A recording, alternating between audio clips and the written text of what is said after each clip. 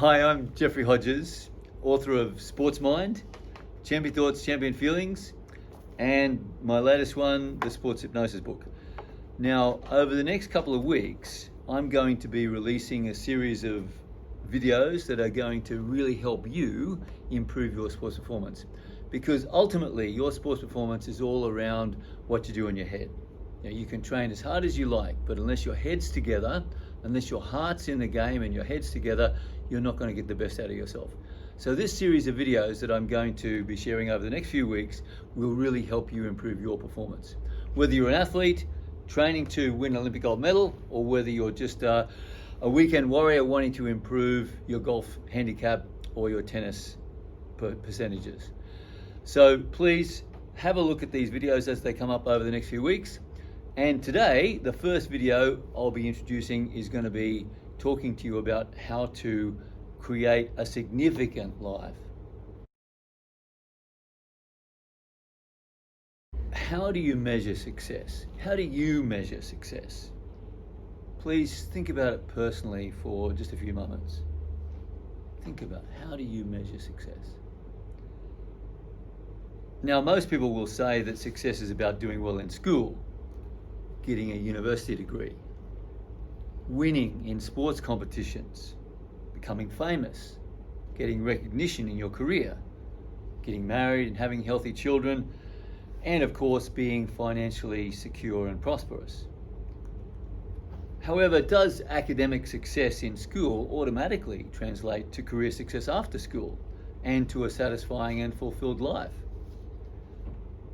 Do financial and career achievements in work or winning in sport automatically lead someone to being happy and feeling fulfilled? Have you ever achieved a really big goal and then wondered if it all was worth it? For instance, let's say you devote 3 years of your life and you put in a lot of stress and strain working towards a specific goal, and you finally win a big competition. Have you been successful? In conventional terms, yes. However, you may have done so in a way that polluted your mind and emotions with stress, fear, and negativity, and made yourself and everyone around you miserable during the whole process. The unconscious assumption here that remains unrecognized is that success is something off in the future.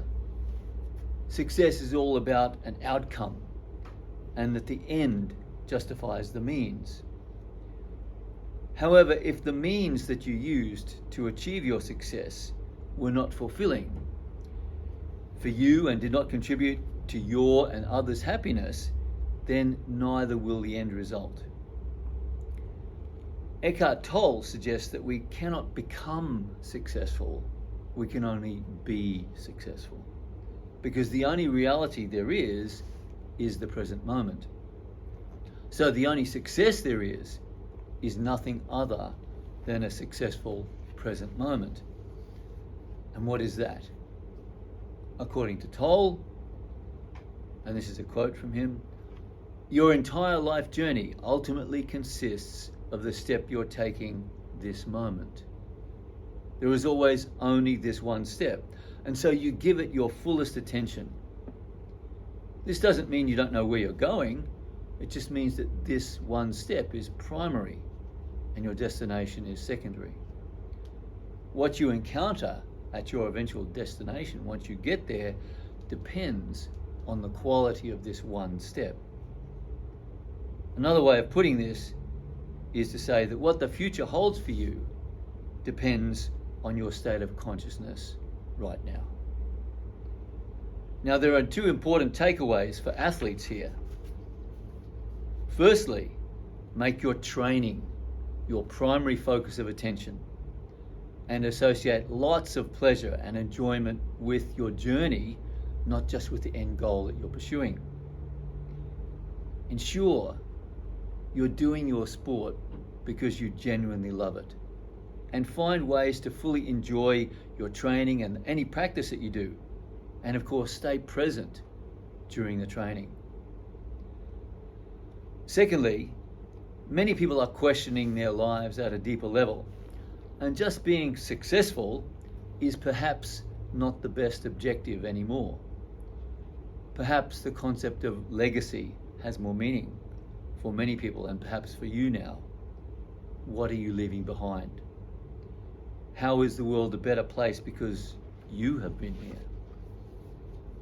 What significant contribution are you making right now, and what will you do in the future that will positively affect the lives of others? How will you touch the future? So instead of success, perhaps significance is a more worthwhile target to aim for.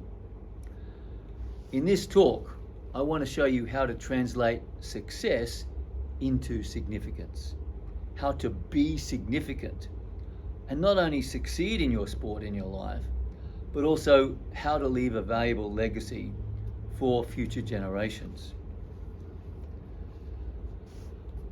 Now, the next obvious question to consider is, well, just what is a significant life? How should we measure significance? Is the value of your life going to be measured by your external achievements or by who you become as a person? Or is the question irrelevant because, as some people suggest, everyone is significant in their own way? What do you think? Who would you consider to have been or are significant people that you know personally or that you have read about?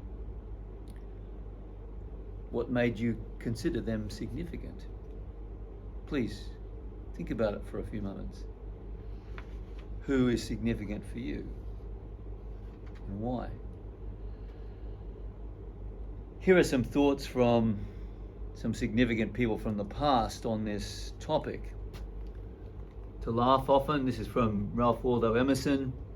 To laugh often, love much, to earn the respect of intelligent people, the affection of children, to earn approbation of honest critics and endure the betrayal of false friends, to appreciate beauty, to find the best in others, to give of oneself, to leave the world a bit better, whether by a healthy child, a garden patch, or a redeemed social condition. To have played and laughed and loved with enthusiasm and sung with exultation. To know even one life has breathed easier because you have lived. This is to have succeeded. And another from Albert Einstein.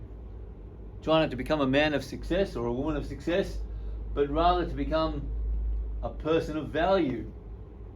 He is considered successful in our day who gets more out of life than he puts in. But a man of value will give more than he receives. So I hope that's encouraged you to think a little bit more deeply about the question of what is significant, because your answer to that question is vitally important. But I'm not a philosopher.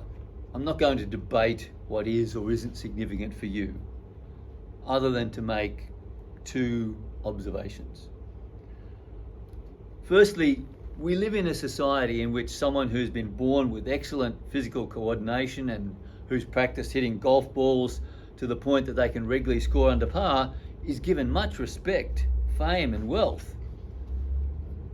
Yet, someone who perhaps forgoes work achievements to put time and effort into maintaining their relationship with their partner and family, so their marriage lasts longer than the average today of 3 to 5 years, really rates a mention on the significance scale. Secondly, I don't believe that everyone is significant in their own way. We are not all equal. We are not.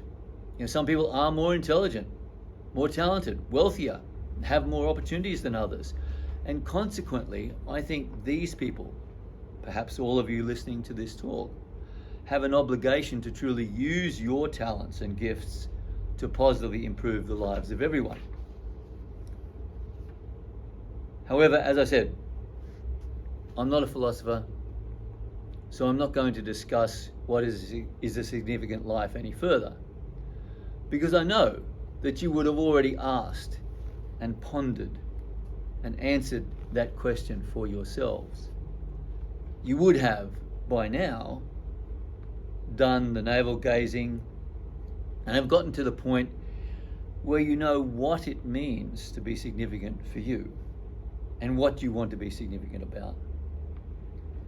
Perhaps you want to be significant by being a loving, caring parent or a teacher. Or you want to start a charity for abused women, or do something about the corporate greed that continues to destroy our environment. Or you want to become the next Mozart or Einstein or Shakespeare, or make a medical breakthrough that will benefit millions of people, or even win an Olympic gold medal.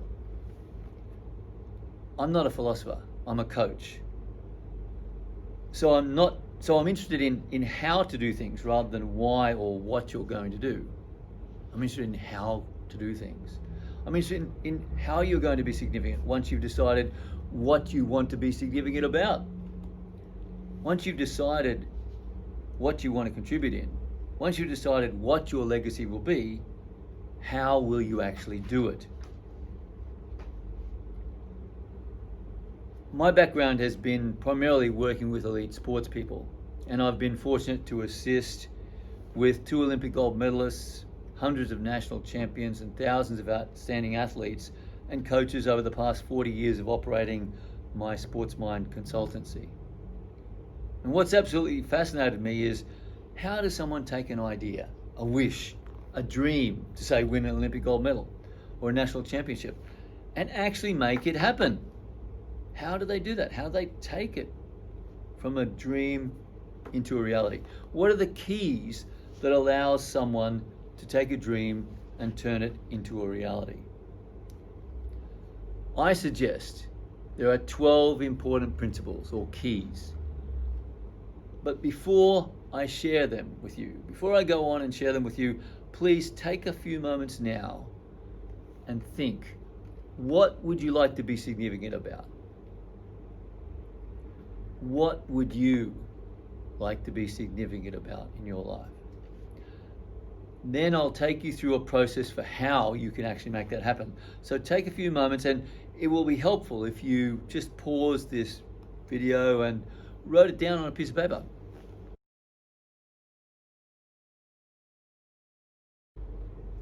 Welcome back. As I said, there are 12 important principles or keys that allow anyone to bring something from an idea or a dream into reality. And I've used the word significance, which has got 12 letters, as an acronym to demonstrate these important keys and principles for you. So let's go through them. And as we do, I encourage you to apply each principle to your own dream of significance. So remember, significance is an acronym. So the 12 steps, I use a letter of the word significance for each of the steps. So here's the first one, S. State positively and precisely what you want. State positively and precisely what you want. Know what you want. Why is this important? Why is it important to be positive? Well, firstly, we move towards what we imagine. Human beings move towards what we think about with feeling, particularly what we hold in the visual cortex of our brain. We move towards the pictures we think about. If you picture something in a negative way, so for example, if I say, don't think of the color blue, or don't think of a golf ball, of course you automatically think that. So we want to make sure that you're putting into your mind computer the positive vision of the direction that you do want to pursue. Now, most sports people are really aware of this. The classic example is the golfer, isn't it? Standing on the tee, about to hit over a water trap, and they allow their mind to go to the negative, where they maybe recall previous time they're on this hole, and they lifted their head a little bit, they topped the ball, and the ball went down into the water. And if they allow that negative thought to hold too much of their concentration, too much of their imagination, of course, when they go to hit the ball, it goes straight into the water again. Most people are familiar with this concept of being positive about what you want rather than what you don't want. But why is it important to be precise? Now, a lot of people say, well, so you know where you're going, and that's true. But there's another really important key of why we want to be really precise. And that key is in understanding how the brain functions. We have a mechanism of our mind, of our brain, our mind, called the reticular activating system. And this is a function of our mind. It allows us to block out information that's irrelevant.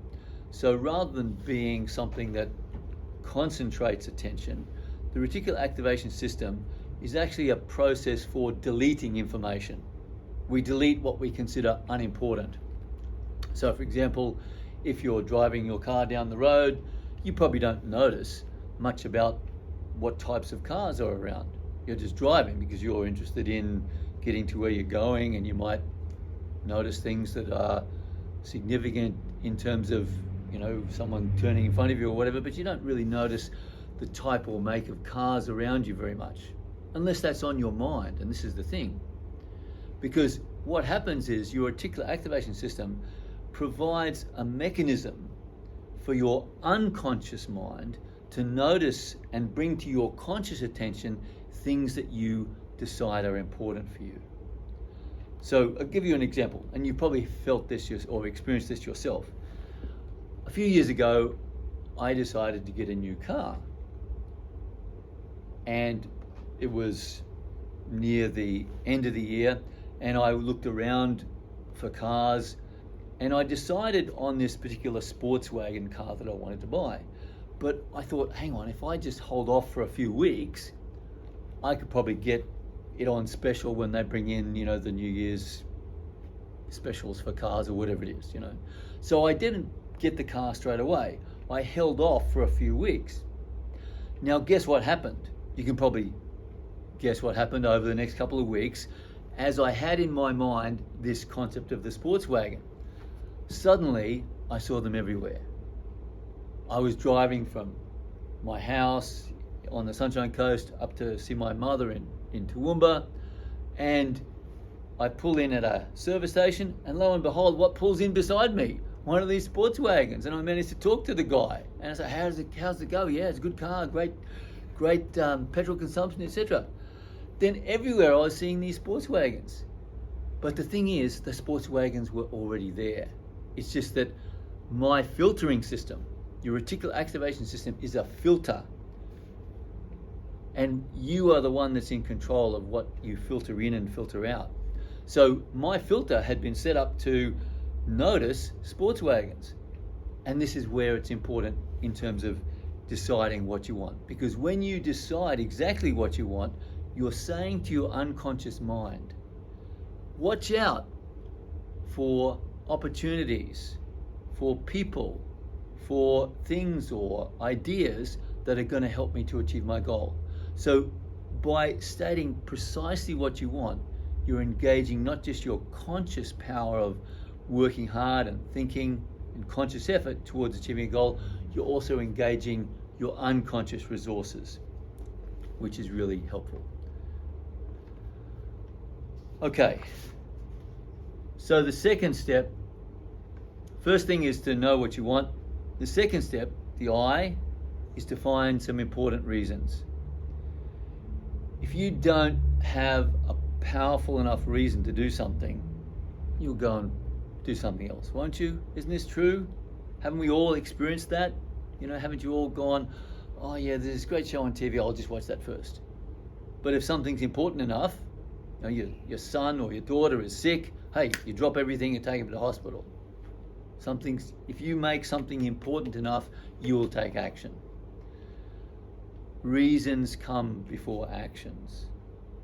So in order to take action towards the goal, the desire that you want, it's important to have powerful enough reasons for it, isn't it? Okay.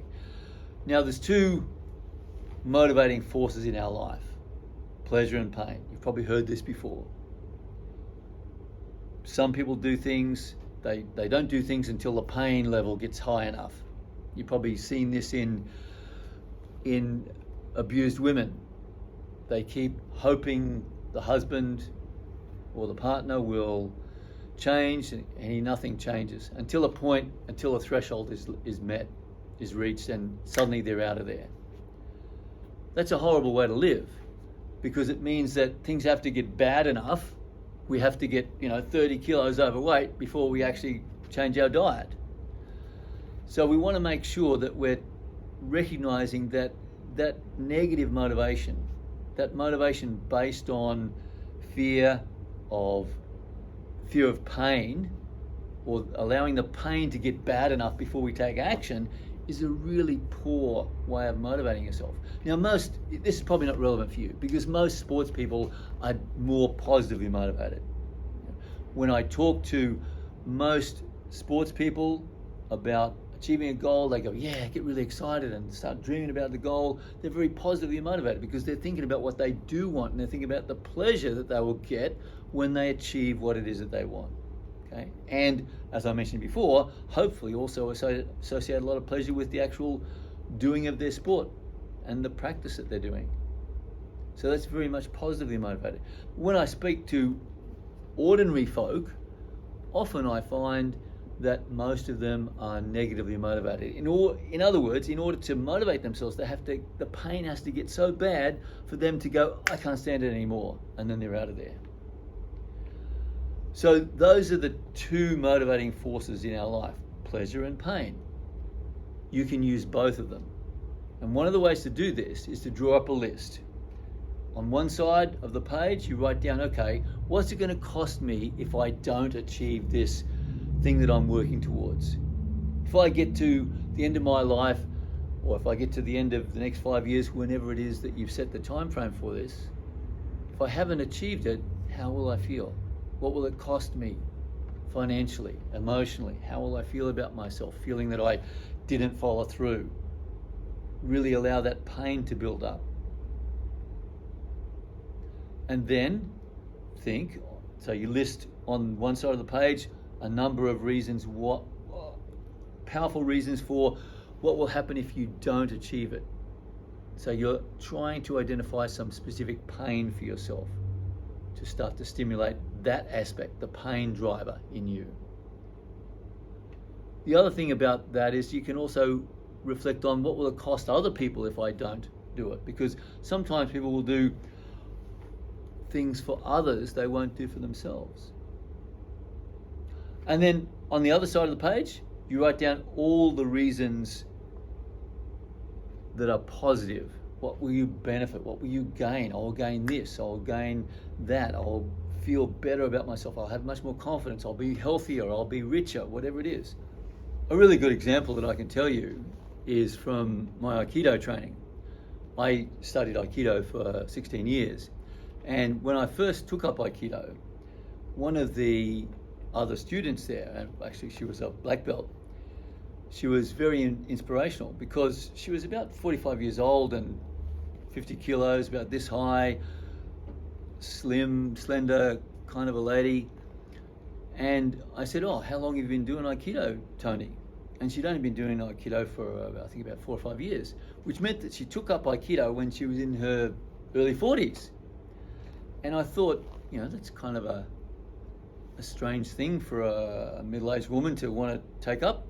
And this fascinated me. So I asked her, Tony, why did you take up Aikido? Thinking that, maybe she was fearful of going out late at night and just wanted to feel a bit of self-defense, etc. And certainly this was the case, because she said, I wanted to feel dangerous. And I thought that was a wonderful, wonderful reason. So that when she went outside, because she's only a fairly slight woman, when she went out to a car park late at night, alone, she's not scared.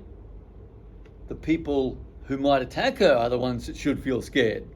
So I thought that was a really wonderful, positive reason. So please take a few moments now, write down some reasons why you want to achieve that particular thing in your life, that particular thing that you want to be significant about.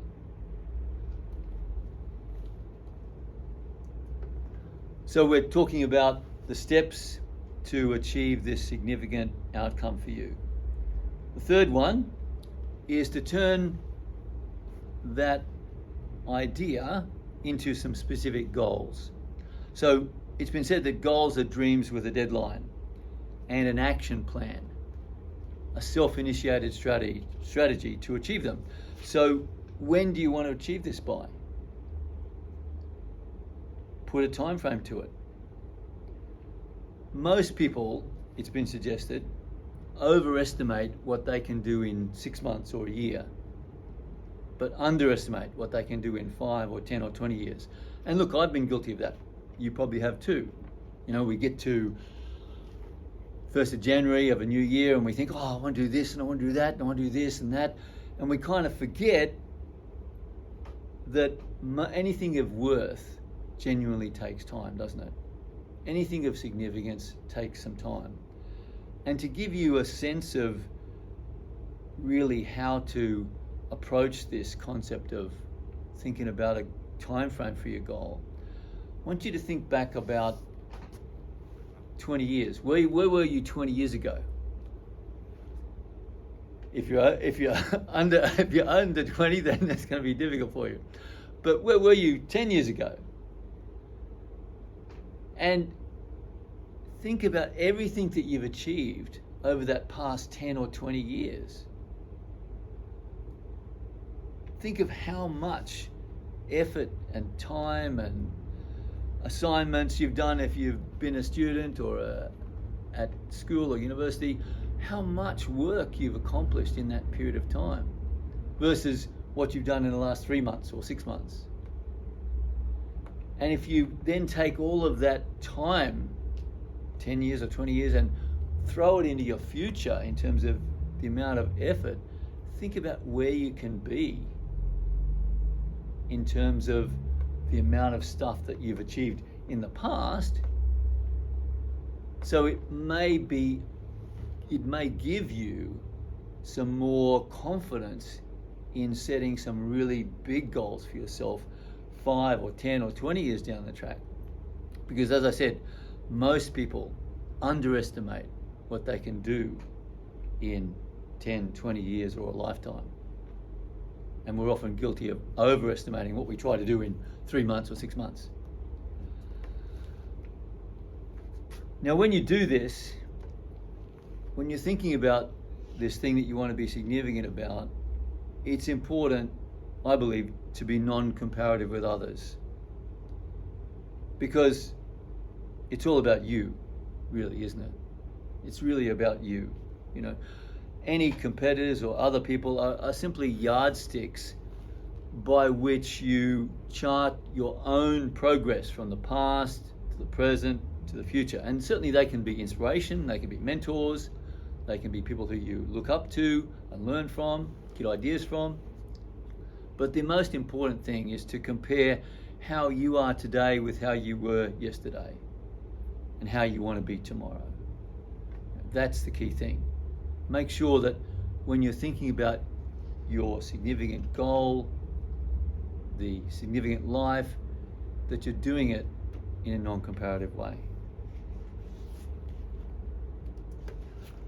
The next step is to make sure you're doing it for yourself, to have some kind of intrinsic motivation. In psychology, they talk about intrinsic versus extrinsic motivation. Intrinsic being a motivation that comes within you, extrinsic motivation being motivated by money or fame or some kind of external recognition. So is the reason that you're doing this for coming from yourself? Are you doing it because your mum wants you to do it? Are you doing it because your dad wants you to do it? And I see this a lot with younger athletes. They're getting pushed and encouraged by their parents because maybe their parents had a dream of being a top golfer or tennis player and they only got so far, and so they encourage their children to take up that sport and they push them and encourage them. And sometimes this can be really detrimental to that young person's own life journey, can't it? You've probably seen this yourself. Maybe you've even experienced something like this yourself. So make sure that you're playing tennis or golf or whatever it is that you're doing because it's something that you are passionate about, because this is what's in your heart, because you love it. However, if you do love it, you can also gain additional motivation from doing it for other people as well. And the reason I say this is I gave a presentation out in Sri Lanka to a group of Olympic athletes and other top sports people there about 10 years ago. And one of the athletes was a Sri Lankan golfer, and he told me that one of the motivating forces for him was that he wants to put the gold medal around his father's neck. So that was very powerful motivator for him. So that can help as well, can't it? It can help as well. Okay, the next step is to create your future self reference point. Recognize you're not just a consequence of the past, but a pre-sequence of a future self, a future you who's coming into being. And we want to start to use this future self as a reference point for the decisions I make about my life, and even as a reference point for thinking about myself. Because what happens normally is that we have experiences in our life. We're born, we get socialized into a family, into a culture, we go through an education process, and pretty soon we can start to think that those past experiences create who we are, who you are. We start to identify with the past. We say, well, I went to a private school, or I went to a public school. Or we say, I grew up from a poor family, or I come from a really wealthy family. Or we think about our cultural identity, and we jump into those past experiences and we think that that is us. Now, that can be a powerful thing if the past experiences that we've had have been empowering and encouraging for us, because we can then see that past and that can give us a sense of confidence. The challenge is when you want to achieve something in the future, often it requires you to disidentify with some part of your history. And if we have identified that this history is me, then you are fighting against yourself or your image and your sense of reality about who you are. So what I'd like you to do is to recognize that you can change your reference point. Rather than referring backwards all the time when thinking about yourself, create a sense of who you're becoming. So this desired future self is who you start to associate with. Now, I used this very successfully when I was working with one of my clients, Lydia Lassala. She came to me in 2008. This was a couple of years out from the 2010 Winter Olympics. Lydia was an aerial skier. And when I initially spoke to her, what she was talking about was she was saying, look, I've been number 2 to Jackie Cooper for the last 4 years, and prior to that I was number 2 to Alyssa Camplin. And I said immediately, stop it.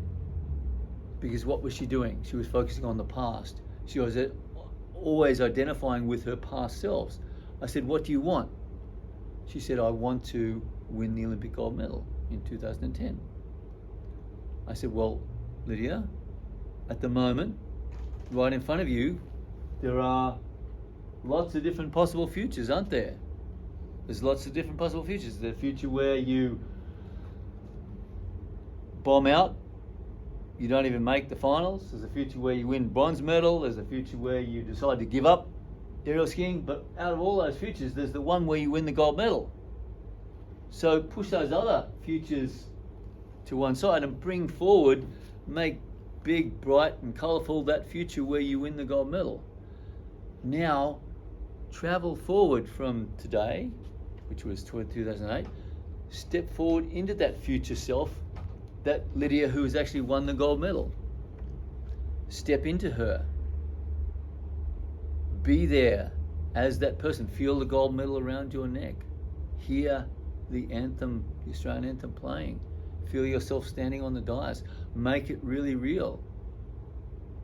Now from this point, look back at yourself in that past, present for her, and give yourself some advice. What would you say to Lydia back there in 2008 from this perspective here? And she did that.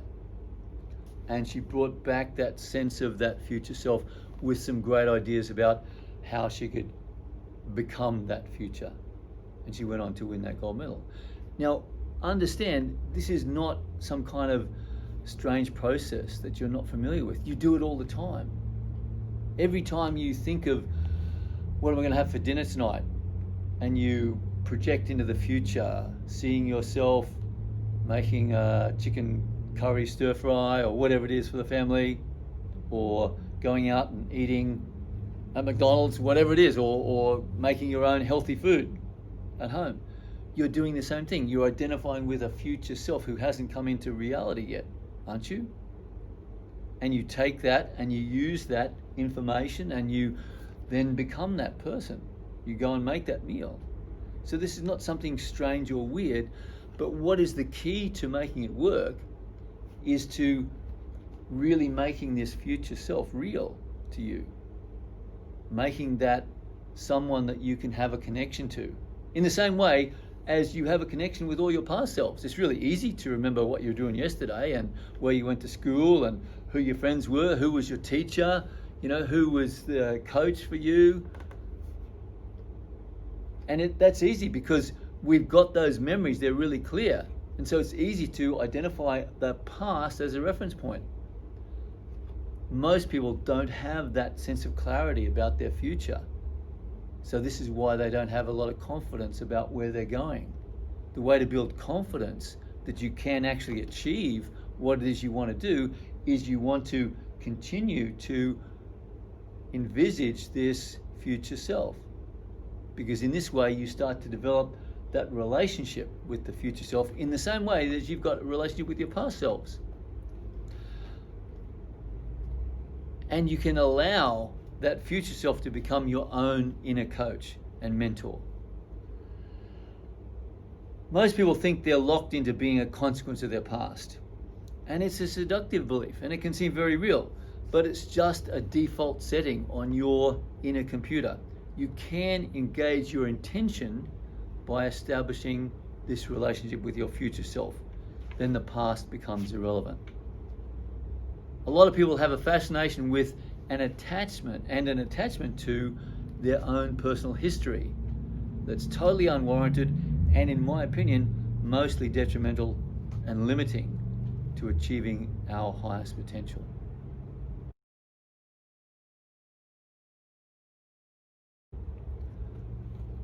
Next step is to imagine it happening. And I mentioned this a few moments ago. We want to engage the most powerful force in the universe, your imagination, to envisage this future happening in the way that you want. Think, if you took just 30 seconds, first thing in the morning and 30 seconds last thing at night, to picture what you want every single day. You just took 30 seconds, first thing in the morning, wake up at first thing in the morning, 30 seconds, okay, envisage this. Then last thing at night, 30 seconds, envisage this future that you want. You would start to build that future self with the same sense of reality that you have with your past selves. Okay. So if you did this, do you think it would make a difference? If every day you did this for the next 6 months, do you think it would have an impact? Of course. You better believe it. Visualization is a powerful force. It's how we get to do just about anything. We see ourselves into doing something. Whenever you talk to someone and they say, or let's say you invite them to go to a particular event and they say, I couldn't see myself making that. Do you think they will? Because they couldn't see themselves doing it. If you can't see yourself doing something, you likely won't do it. So ask yourself a question. can you genuinely see yourself achieving what it is you want? If not, then start to do so. And one of the most powerful stories about the use of visualization that I can share with you is a story about Colonel George Hall. Colonel George Hall was a soldier in the Vietnam War, and sadly for him, he was captured early on in the war by the Vietnamese. And he was actually incarcerated for 7 years, 5.5 years of which he spent in solitary confinement in a POW camp in Vietnam. Now, if any of you have ever seen anything about the Vietnam War, you know that the Vietnamese POW camps were not very nice places.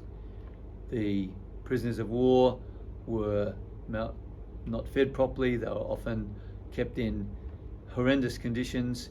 And so as a consequence, when those prisoners were eventually released, they were emaciated, greatly underweight, and malnourished. Now, prior to going to war, Colonel George Hall was an avid golfer, and he was a pretty good golfer. He played off a handicap of 4. So, one of the things that he did in order to keep himself sane during that 7 years of being a prisoner of war, 5.5 years in solitary confinement, was that every day he would practice a round of golf just in his head, just in his mind. And he would practice every single step. He would go through in his mind every single step, hit every single ball, and he'd practice different golf courses that he'd played in the past. Now, the interesting thing was that when he was finally released from prisoner of war camp and was taken back to the United States, they had a special event for him. It was a golfing event at his old golf course.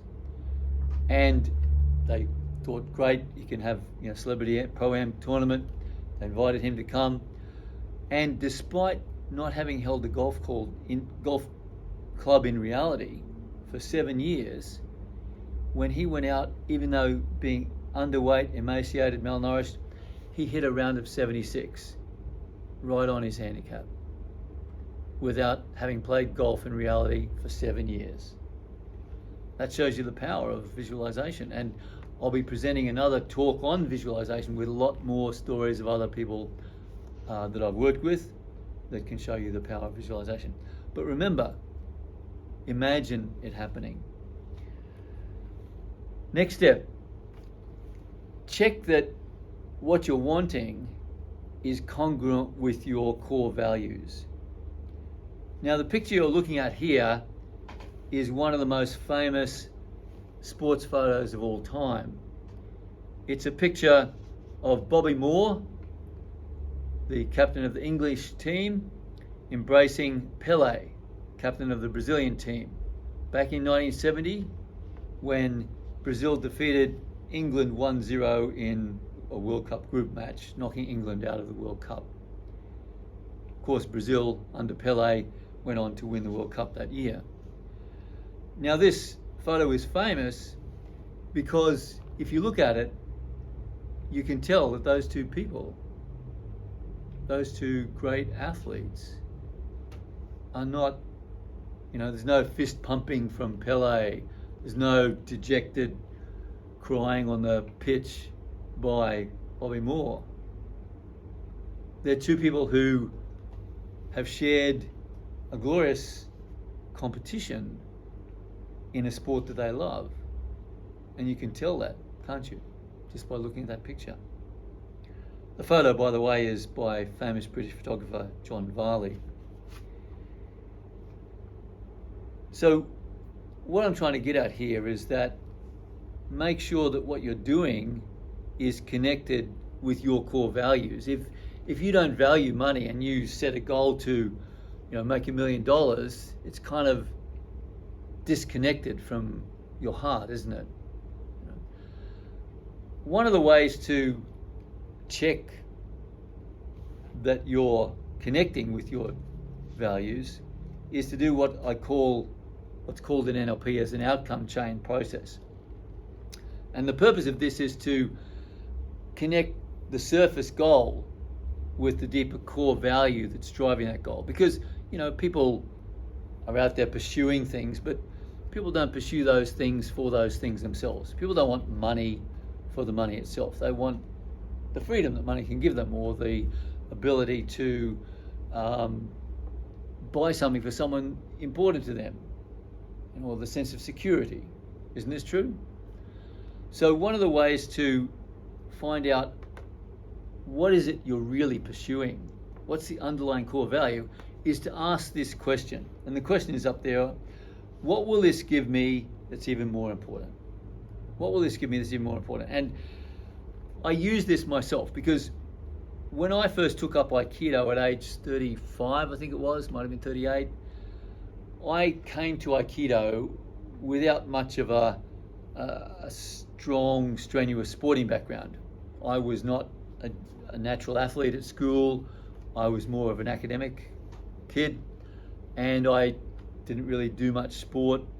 Played a bit of squash when I was at uni, but I really wasn't an athletic kind of person, and I certainly didn't participate in any real macho sports like football or rugby or anything like that. So for me to take up Aikido at age 35, 38, whatever it was quite a challenge. And I knew that if I wanted to actually achieve the goal, I'd need to have powerful reasons, and I'd need to somehow connect that goal with a deeper reason for why I wanted it. So this is the way you do it. So I went through this. Black belt was the goal I wanted, right? So you ask the question, what will this give me that's even more important? Okay, it'll give me respect from clients. Now, you got to understand, at that time, I just started my Sports Mind business. And interestingly, I'd written Sports Mind and managed to do an interview on the ABC that got spread all around Australia on the ABC radio. And one of I think there was the president of one of the top football clubs, rugby league clubs in Sydney, heard my radio interview, and he called me up and said, "Jeff, I'd like you to come and give a talk for the top 35 players of our club. I was really impressed with your talk on mental training and mental toughness." So I was flown down there and I gave a presentation. But the interesting thing was, when I walked into that room, and here were athletes that I've been, famous football players that, I'd seen on TV, Billy Moore, Jason Taylor, all these other top players at that time were in the audience. So I thought I'd better do a really good job. So I did a pretty good job, I thought, but what I found was that when I was there, most of them were like this.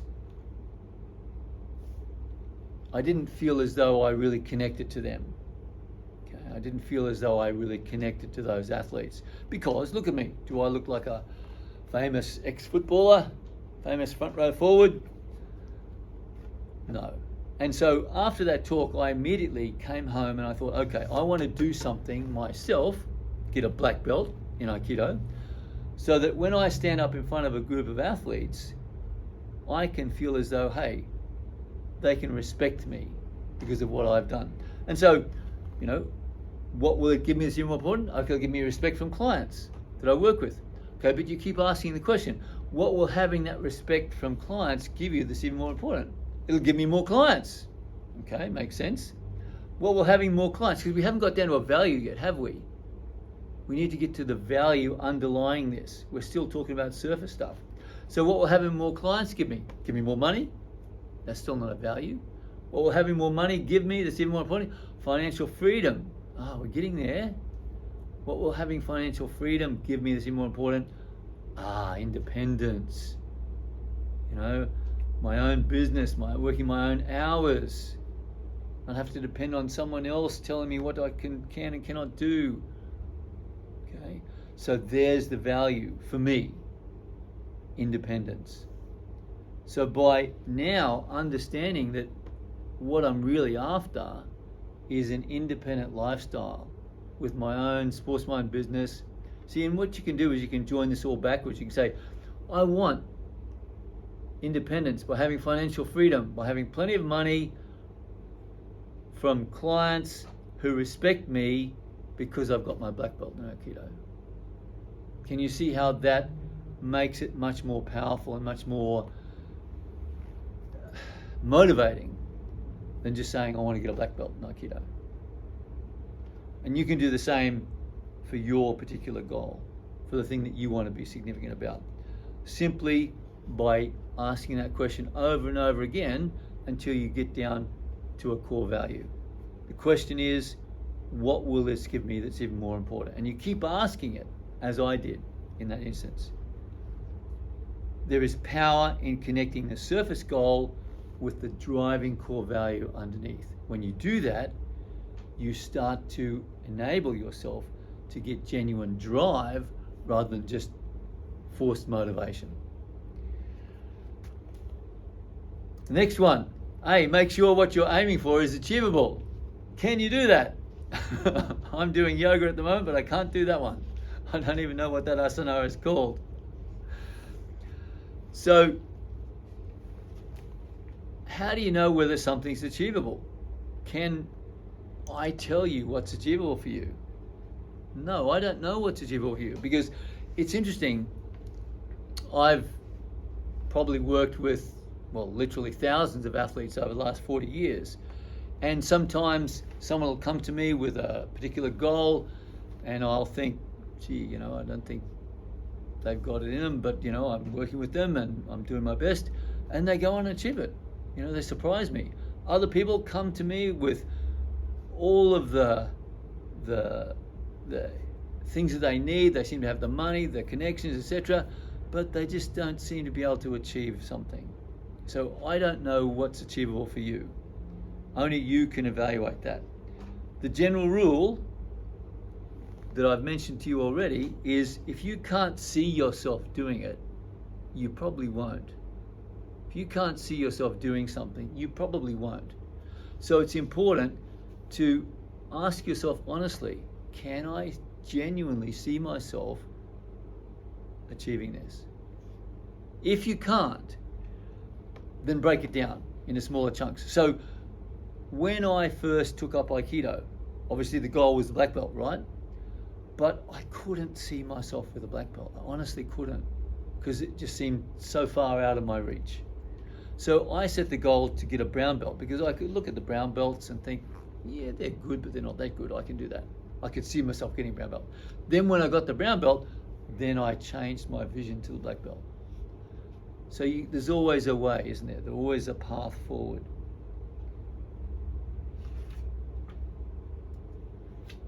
The next step is to create a never give up mindset, a mindset of persistence.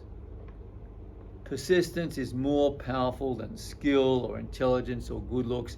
Persistence can get you just about anything you want. But how do you develop a persistence? What is persistence? It's a mindset. So because persistence is a mindset, we need to look at the mental processes that create persistence.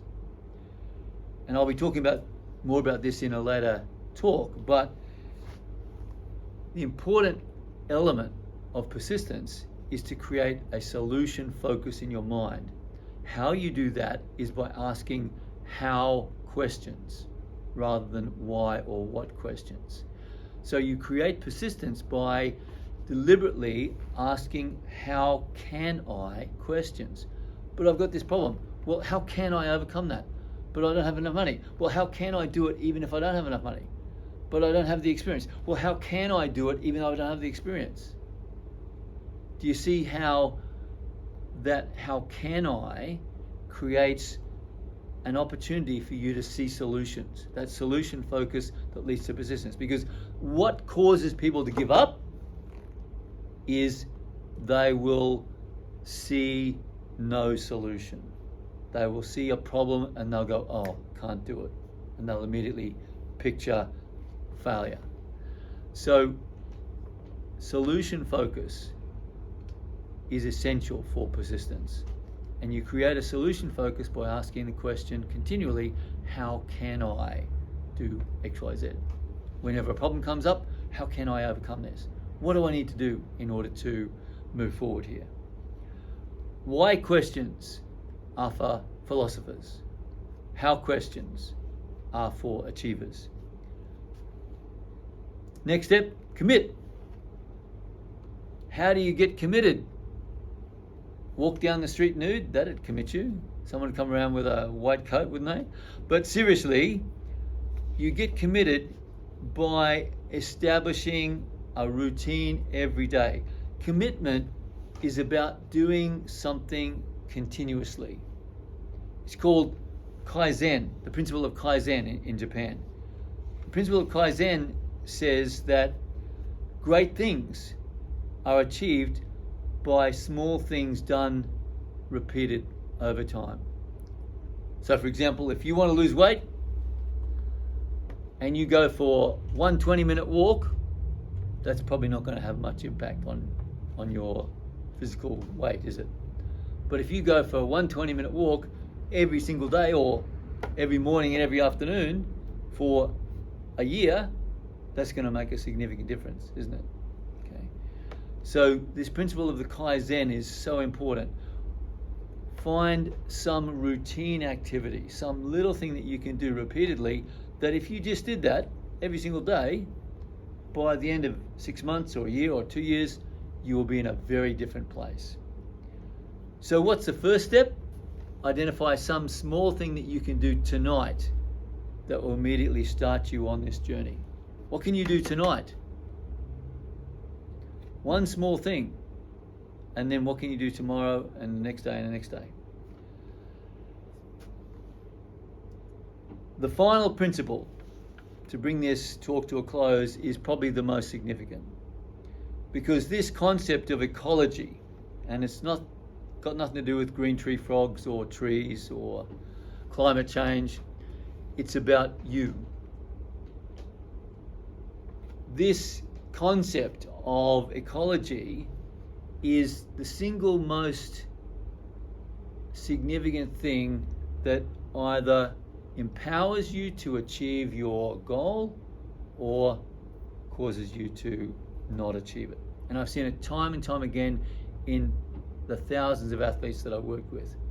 If your goals are not aligned with your ecology, if you haven't checked that you've got some part of you objecting to the goal, then you're going to be fighting against yourself. You've got a part of you wanting this and a part of you not wanting it. And that's what ecology is about. Ecology is about understanding that you are not alone. Not only in yourself, you are not alone. You don't just have one aspect of yourself inside. You've got different parts of you, different interests, haven't you? You've got an interest in a particular sport. You've got an interest in a particular girl or guy. You've got an interest in other hobbies or things that you do. So even within yourself, you're not just a single unit. You're a collection of different selves, aren't you? And likewise, that self, that holistic self that you are, is also connected to other people around you. So this ecology of you and the people around you is really important. Because if you want a particular goal, but your partner or your girlfriend or boyfriend doesn't like you training so hard or going away overseas to compete, then that's going to put pressure on the relationship, and you bet to believe it that pressure will affect your performance. Because when you're away overseas, you're going to be wondering, oh, is he or she, what are they doing? Are they still with me? And that's going to affect your performance. So what we want to do is to make sure that we identify, are there any downsides? And I really had to work with this when I first started the SportsMind business, because when I started SportsMind, I was in a new marriage. In the marriage had just begun, and we're starting to have children. So my children were very young when my business has started. And I'm a very responsible father. I feel it's important for fathers in particular to spend time with their children. So I wanted to spend time with my children. And what I was finding was, in the way that I envisaged SportsMind originally, was running workshops in various cities around Australia as well as internationally. And that was putting pressure on not only my marriage, but I didn't get as much time with my kids. So I had to change my approach. And this is what you want to do, is you want to start to envisage what it is like. It's called the as-if process in NLP terms. What you do is you imagine you've already got your goal. You're already living this future self. Now step into that future self. Now, mostly when we think about that future self, we're thinking all the positives, don't we? We think, I'm going to have all this money, or I'll have all this opportunity, or I'll have all this fame, or I'll be able to contribute to people in this way and that way. But what are the downsides? There's a downside to everything. If you're a millionaire, you've got to worry about what you're going to do with the money. People are going to try and take it from you. If you're really famous, well, everybody's going to want a piece of you, aren't they? And this is very interestingly one of the reasons why one young guy that I was working with who was a golfer, he was quite a shy young man, and he was a very good golfer, but he wasn't comfortable talking in public. And if you win a major competition, the media's all around you, you've got to do television interviews, etc. So he'd get to a point where he'd be leading, and then in the last round he'd just fade away, because subconsciously he didn't want to be the one standing up there because he was afraid of public speaking. So how do you deal with things like this? You've got to find the objection. Don't try and push it down or ignore it. Bring it up. Bring up the objection. What part of you objects to being that successful athlete or that successful businesswoman or whatever it is? And be real about what time is going to be involved in that future self. Who else is going to be around? Is it going to put pressure on my relationships? Is it going to put pressure on the things that I used to do that I've really enjoyed up until now? I've had a great bunch of friends. Another classic example, I was working with a squash player who was a very good B-grade player. And, getting up to the point where he could easily go up to A grade. But the thing is, he had this great bunch of mates that he played with in B grade. They did things outside of squash and so on. So every time he got put up to A grade, when one of the A grade guys got sick or whatever, he didn't perform very well. Why? Because he didn't know those guys in that other team, and he really liked being in B grade. So even though consciously he's saying, I want to improve my golf, improve my squash, I want to go up, want to be an A grade player, subconsciously he didn't. Is anything like that relevant to you? The way to identify it is to do the as-if process. So step into the future self that you want to create. Now, paint it out. Fill out the picture completely. What's a day in that life going to be like? What time will you be getting up? What kind of things will you be called on to do? How many people will be involved in your life? How are you going to deal with your family in that situation? What kind of money will you have? How will you handle the media or publicity or whatever else is associated with that future self that you want to create?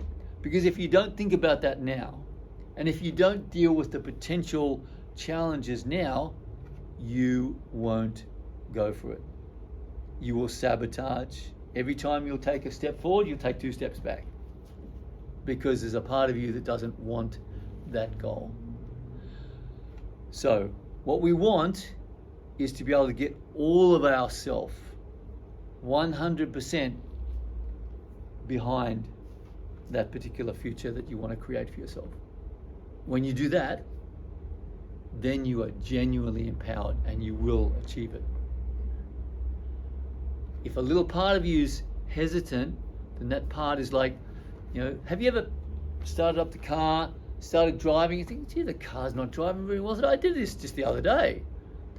And I left the bloody handbrake on. I'm wondering why the car's not going well. We've all done it, haven't we? So don't drive with your handbrake on. Don't set the future in place with some part of you not fully behind you. Identify what the objection is. So go through the ASF process, and if you notice, oh gee, well, how am I won't have the time I used to have, or what's my partner going to be thinking about this, or if I'm traveling away, how will I maintain my relationship with my partner? Okay, there's the problems. So now you go for the solution. Okay, well, how can I still get my goal and deal with these potential objections? Because then you're going to deal with them now, and you're going to put in place actions and solutions so that they won't be problems when you get down there. Are there any downsides to what you want to achieve? Are you willing to pay the price? Is it going to be worth it? Check for objections within yourself. Another simple way to do it is say, hey, does any part of me object to this? And then stop and close your eyes and listen and hear. Feel for any sense of, I'm not totally behind this, or what will I do about that? Check for objections within yourself and from without. You know, a lot of people set goals, but they don't tell their wife or their husband about them. So suddenly they're pursuing this goal and they're moving in this direction, but the wife or husband isn't aware of what's going on, and suddenly divorce happens, or particular or significant strains on the relationship start to arise.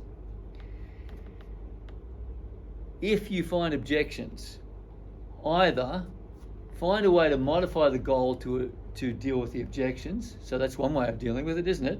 Or build a solution to the objection so that you can still go for the goal. There's ways to achieve it, isn't there? But most importantly, make sure you've got 100% of you behind what you want to achieve. Hope you've enjoyed the presentation. I look forward to the next one. And here's just a little blurb of Sports Mind. If you want any more information, go to sportsmind.com.au. Thanks.